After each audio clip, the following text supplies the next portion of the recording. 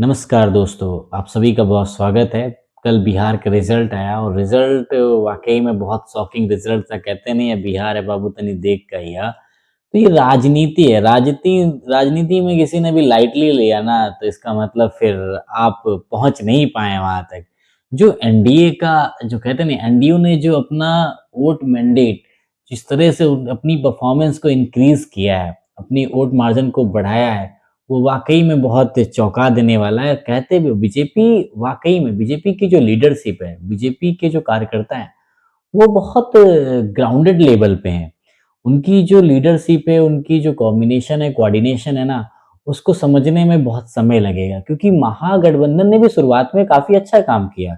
महागठबंधन ने कुछ मुद्दे बढ़िया उठाए, उसके साथ-साथ उन्होंने फाइट भी किया, दिखाया लग भी रहा था कि नहीं, कुछ चेंजेस ज़रूर आएँगे। साथ ही साथ प्रशांत किशोर जी भी अपनी चीज़ अपनी पार्टी को लेकर के बहुत ज़ोरों-तोरों से रैलियाँ कर रहे थे और रैलियों में जो बातें कह रहे थे, ऐसा लग रहा था लोगों को टच हो रहा है और डेफ़िनेटली बिहार चेंज चाह रहा है। बट कहते नहीं है, जो सोचा नहीं जाता अक्सर पॉलिटिक्स में वही देखने को मिलता है, जो कि बीजेपी ने किया। बीजेपी ने इस बार जेडीयू से भी ज़्यादा सीटें हासिल की। बीजेपी की 89 सीटें आईं और जेडीयू की 85 आई और एलजेपी की एनडीए का ये भी पार्ट है 19 सीटें आईं, 229 थी। चिराग पासवान जी को 29 सीटें मिली थी, जिसमें से उन्होंने 19 सीटों पर जीत हासिल की और एनडीए के जो अदर मेंबर हैं उनको 9। तो टोटल जो सीटें आई एनडीए की वो 202 सीटें आई। उधर गठबंधन की जो प्रेडिक्शन नहीं थी, ऐसा लग रहा था जिस तरह से कि तेजस्वी जी को जब सीएम फेस बनाया गया तो ये कहा गया कि डेफिनिटली श्योरिटी है कि चीज़ें एकदम एग्ज़ीक्यूट होगी proper according to planning. But result जो आया वो बिल्कुल चौंका देने वाला रिज़ल्ट आया और कहीं न कहीं लैग किया। जिससे कि आरजेडी को जो सीटें मिली वो 25 सीटें आरजेडी को मिली, 6 कांग्रेस को मिली। कांग्रेस को तो पूरी तरह से खत्म कर दिया गया। कांग्रेस की तो वो हालत हो गई जो एआईएम की नहीं है। एआईएम सीट उतनी ही लाया जितनी कांग्रेस आया। तो अब आप सोच सकते हो क्या दोनों पार्टियाँ इक्वल है? Now we can discuss later about it. और इसी के जो अदर महागठबंधन के साथी हैं उनके 6 आए। तो टोटल जो सीटें आई है महागठबंधन की वो 35 आई हैं। अब आप सोचिए 202 एनडीए की आई हैं और महागठबंधन की 35 सीटें आई हैं।